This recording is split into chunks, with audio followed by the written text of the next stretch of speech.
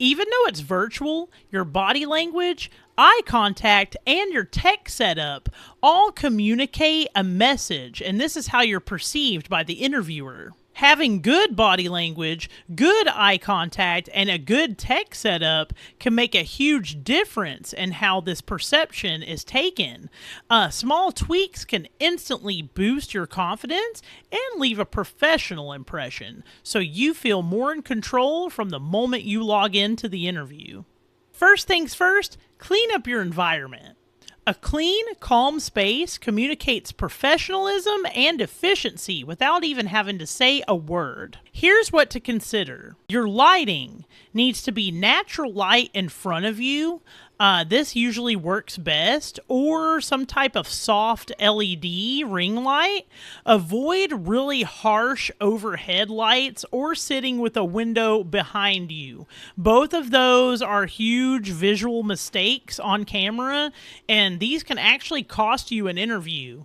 You know, if you're looking like the Grim Reaper over here with the light over your head and baggy eyes and all of that stuff from the shadows that are casted on your face, you're not going to look that visually appealing, Now, the background needs to be tidy and neutral.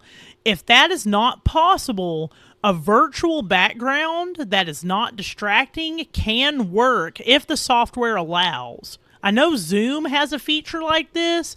Microsoft Teams also has a feature like this in certain situations. Also, your noise level in the background matters. You're going to want to silence your phone, silence your notifications, no vibrations going off. Close all the doors to your home office area, wherever that is, even if it's your bedroom. Let anybody that's at home with you know that you're on a call and not to disturb you. These small adjustments prevent distractions and help the interviewer focus on you and your words, not your surroundings. Next, let's talk about camera angles. Keep the camera at eye level. You can stack your laptop on some books or use a small tripod if you prefer. Sit close enough so that your face and your upper shoulders are visible. Look directly at the camera when you're speaking to the interviewer, not at your screen. This will simulate eye contact. This might feel awkward at first, but lots of practice will help you communicate professionalism and camera confidence. Remember, remote interviews rely just as much on visual cues as in-person interviews, so you want to make a good impression. Next, you're going to want your body language to speak volumes about your confidence. Sit up straight with your shoulders back, no slouching. Also, keep your hands relaxed. This will help you stay relaxed in the interview. Avoid fidgeting. Use subtle hand gestures to emphasize your points. Smile naturally when you're greeting the interviewer. And smile, but not constantly throughout the interview. You don't want to seem too creepy. Also, nod occasionally to show your active listening skills. These small actions signal confidence and attentiveness, and these are both really great positives in an interview. Okay, since you're not in a physical room, your voice and its tone carries more weight. You want to make sure that your audio is clear. And you also want to make sure that you speak clearly at a moderate pace. Also, smile when you speak, when it's appropriate. It changes your tone and it makes you sound more warm. Pause between thoughts.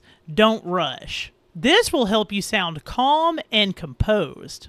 You want to appear both competent and approachable, which is exactly what hiring managers are looking for in remote candidates. Finally, always do a quick tech check right before your interview.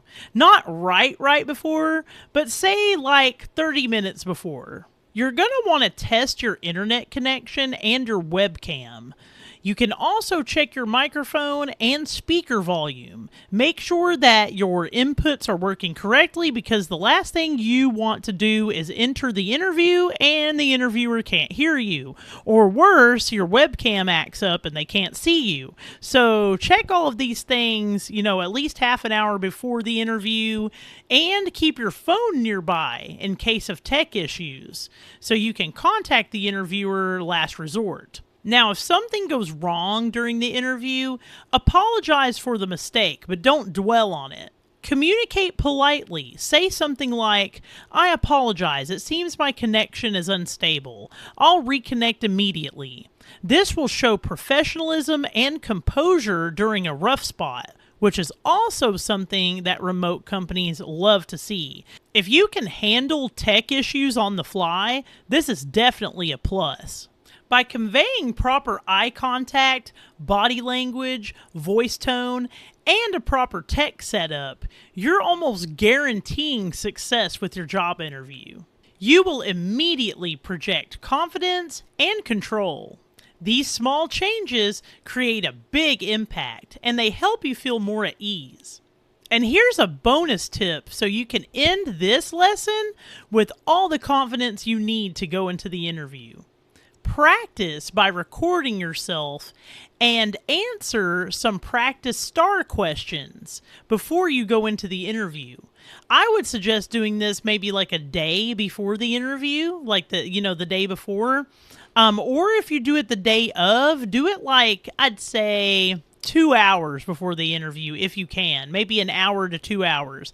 That way you can kind of practice and see how you look, see how you sound, and this will build your confidence levels more than you ever thought, because you'll see how you look to the interviewer, and if you're looking good and sounding good and feeling good, on camera, and you sound good on your microphone, that's just going to make you excited about portraying yourself to the interviewer, which will really make a good impression.